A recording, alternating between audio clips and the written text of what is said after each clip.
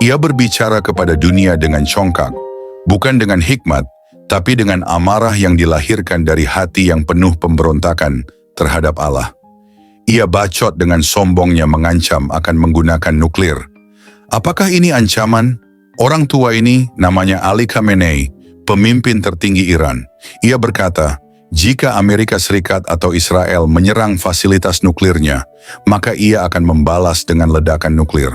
Saudara-saudari terkasih dalam Kristus, apakah ini suara manusia normal atau suara iblis yang sedang berbicara lewat daging? Inilah potret nyata dari hati yang keras terhadap Tuhan. Inilah suara dari mereka yang menolak Israel, umat pilihan Tuhan. Dan inilah bentuk nyata dari keangkuhan dunia yang sedang menantang Tuhan secara terang-terangan. Apakah Allah akan membiarkan orang ini terus berbicara? Apakah surga akan tetap diam sementara ancaman kehancuran ditujukan kepada umat pilihan Tuhan? Firman Tuhan berkata di dalam Yesaya 13 ayat 9-11. Sungguh, hari Tuhan datang dengan kebengisan, dengan gemas dan dengan murka yang menyala-nyala, untuk membuat bumi menjadi sunyi sepi dan untuk memunahkan daripadanya orang-orang yang berdosa. Sebab bintang-bintang dan gugusan-gugusannya di langit tidak akan memancarkan cahayanya. Matahari akan menjadi gelap pada waktu terbit, dan bulan tidak akan memancarkan sinarnya. Kepada dunia akan kubalaskan kejahatannya, dan kepada orang-orang fasik kesalahan mereka. Kesombongan orang-orang pemberani akan kuhentikan, dan kecongkakan orang-orang yang gagah akan kupatahkan. Ayat ini merupakan nubuat tentang hari penghukuman Tuhan. Kata hari Tuhan, mengacu pada saat di mana Allah secara aktif campur tangan dalam sejarah dunia untuk menghakimi orang-orang berdosa, terutama mereka yang congkak, fasik, dan suka menindas.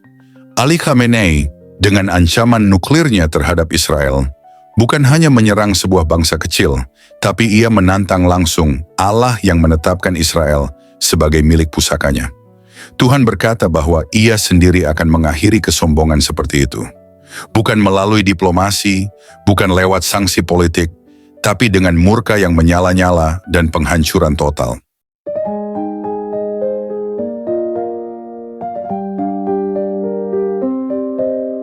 Beberapa waktu lalu, dunia menyaksikan satu berita mengejutkan. Seorang pemimpin tinggi Iran tewas dalam kecelakaan helikopter.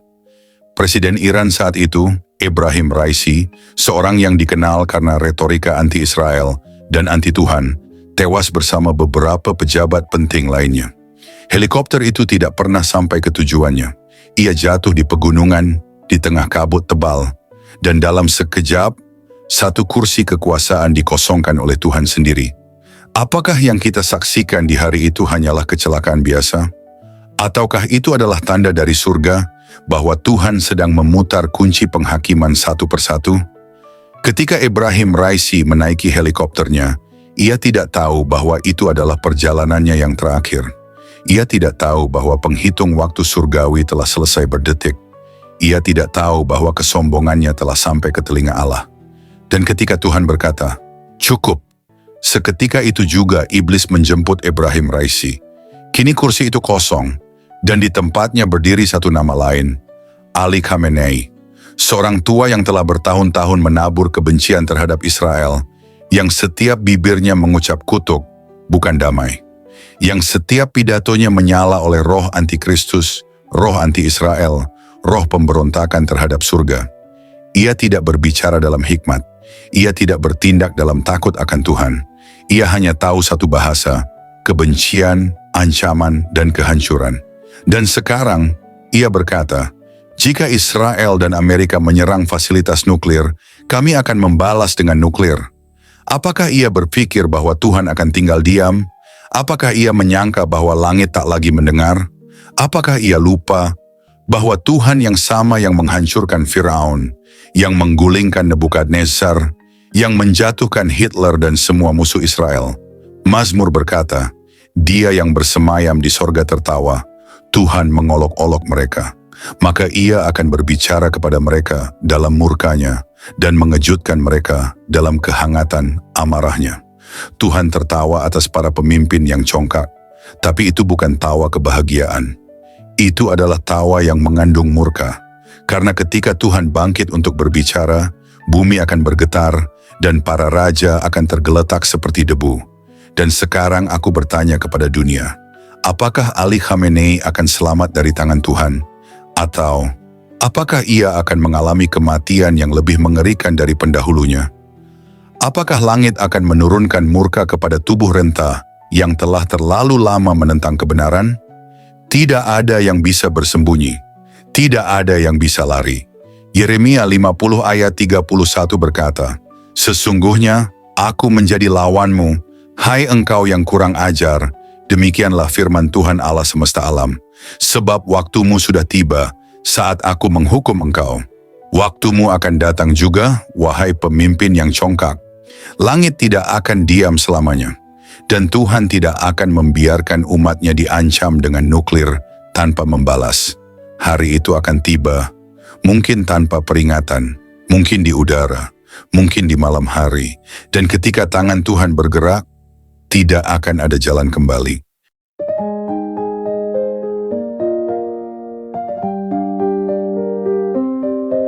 Saudara-saudari yang terkasih dalam Kristus, lihatlah Ali Khamenei, seorang tua yang kini duduk di atas takhta penuh darah, bukan untuk membawa damai, tetapi untuk menabur ancaman dan kebencian terhadap Israel, bangsa yang Tuhan sendiri panggil sebagai biji mataku.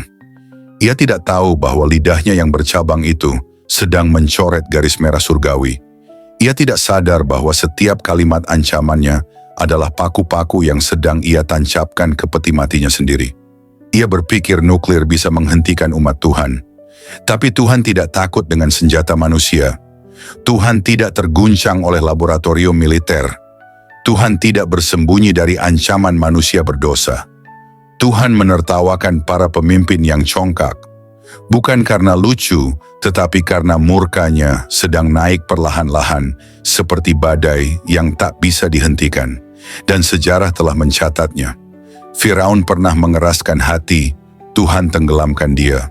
Nebukadnezar pernah menyombong, Tuhan jadikan dia seperti binatang. Herodes pernah menantang, Tuhan hantam dia dan ia mati dimakan cacing. Hitler pernah membakar Israel dan ia berakhir di dalam api yang ia ciptakan sendiri. Kini, sejarah sedang bersiap menulis satu nama lagi. Satu nama yang akan jatuh dari singgasana, bukan karena peluru, bukan karena kudeta, tetapi karena murka Tuhan yang tidak lagi bisa ditahan. Apakah dunia berpikir bahwa ketika Ibrahim Raisi tewas dalam kecelakaan helikopter itu hanya kebetulan? Itu peringatan, itu suara Tuhan yang berkata, "Aku akan mengguncang langit dan bumi, dan mereka yang memberontak akan kuturunkan ke dalam kehinaan." Dan kini, kursi panas itu diduduki oleh Ali Khamenei. Apakah ia pikir ia lebih kuat dari Raisi? Apakah ia pikir ia bisa bertahan dari tangan Tuhan? Tidak ada tempat yang cukup tinggi untuk bersembunyi. Tidak ada bunker yang cukup dalam untuk lolos dari murka Tuhan. Tidak ada kekuasaan yang cukup besar untuk melawan kehendaknya. Yeremia 50 ayat 31 berkata, "Sesungguhnya aku menjadi lawanmu, hai engkau yang kurang ajar, demikianlah firman Tuhan Allah semesta alam. Sebab waktumu sudah tiba saat aku menghukum engkau." Waktu itu akan datang, dan mungkin sudah lebih dekat dari yang kita bayangkan. Tapi, saudara-saudari, di tengah semua ini ada suara yang berbeda. Bukan suara teriakan politik, bukan suara kebencian, tetapi suara kasih dan kebenaran. Suara dari surga yang berkata, "Siapa yang masih setia kepadaku? Siapa yang masih berdiri di sisi Israel, umat pilihanku? Siapa yang masih tidak menundukkan lututnya kepada roh antikristus yang sedang menyebar di dunia?" Tuhan mencari umat yang tidak takut. Tuhan mencari orang-orang yang akan berdiri dalam terang saat dunia semakin gelap. Tuhan mencari sisa-sisa pasukannya yang tidak akan menjual iman demi kenyamanan. Karena pada akhirnya, ketika dunia mulai runtuh, dan gunung-gunung mulai goyah, dan para pemimpin dunia mulai jatuh satu persatu, hanya mereka yang berdiri bersama Tuhanlah yang akan tetap tegak. Karena trompet penghakiman sedang bersiap untuk ditiup, dan ketika murka Tuhan turun, tidak ada kekuatan manusia yang bisa menghentikannya. Karena malam sudah semakin gelap, tapi terang Tuhan akan segera terbit dengan kemenangan yang besar. Tuhan Yesus memberkati. Mari kita berdoa. Kami bersyukur Tuhan Yesus, bersyukur kepadamu, Bapa, oleh karena firman-Mu yang sudah kami dengar pada saat ini. Dalam pergumulan kami, kesusahan, penderitaan, dan keadaan apapun yang kami alami, kami sungguh yakin dan percaya bahwa Engkau, Tuhan, sanggup menyelesaikan semuanya bagi kami. Kami datang kepadamu dengan segala kekuatan dan kelemahan kami, menyerahkan semuanya kepadamu karena kami percaya Engkau berdaulat. Engkau punya otoritas untuk menolong kami, membela kami, dan menyelesaikan segala sesuatu bagi kami. Engkau adalah Bapa yang baik, yang selalu memperhatikan anak-anak-Mu. Engkau mengerjakan semuanya karena kasih-Mu kepada kami. Terima kasih Tuhan untuk kasih, kebaikan, belas kasihan, rahmat-Mu, pimpinan, dan penyertaan-Mu dalam hidup kami. Pertolongan-Mu nyata dalam kehidupan kami. Kami bersyukur Tuhan, berkati kami sepanjang hari ini dalam segala aktivitas kami, studi, pekerjaan, usaha, pelayanan, dan segala hal yang kami lakukan. Pimpin kami dan jadikan kami berkat sehingga nama-Mu dipermuliakan. Kami berdoa bagi setiap saudara kami yang sedang dalam keadaan sakit. Kami percaya akan kuasa pemulihan dan pertolongan-Mu. Bagi setiap yang sedang bergumul dengan persoalan hidup, lawatlah ya Tuhan dan nyatakan kuasa-Mu. Dalam nama Tuhan Yesus Kristus, kami sudah berdoa dan mengucap syukur. Amin.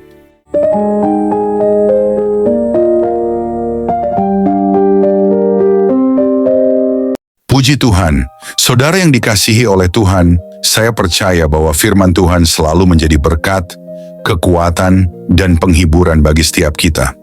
Dalam setiap perjalanan hidup, kita mungkin menghadapi berbagai tantangan, pergumulan, dan ujian, tetapi firman Tuhan selalu memberikan jawaban, pengharapan, dan kekuatan yang baru. Roh Kudus yang telah diberikan kepada kita akan selalu menolong dan membimbing kita untuk semakin memahami kebenaran firman Tuhan. Dia akan menerangi hati dan pikiran kita agar kita dapat hidup sesuai dengan kehendak-Nya, berjalan dalam terang-Nya, dan mengalami kehidupan yang penuh dengan kasih karunia serta kemenangan di dalam Yesus Kristus. Jangan pernah takut atau khawatir, sebab Tuhan selalu beserta kita.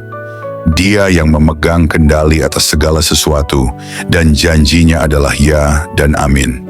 Percayalah bahwa setiap langkah hidup kita telah dirancang untuk membawa kita kepada rencana-Nya yang indah. Pegang teguh firman-Nya, berdoalah dengan iman, dan hiduplah dalam ketaatan kepada-Nya, maka kita akan melihat kemuliaan Tuhan dinyatakan dalam hidup kita. Tuhan Yesus memberkati saudara semua. Teruslah bertumbuh dalam iman, kasih, dan pengharapan di dalam Kristus. Sampai jumpa dalam renungan berikutnya, kiranya damai sejahtera Tuhan senantiasa menyertai kita semua.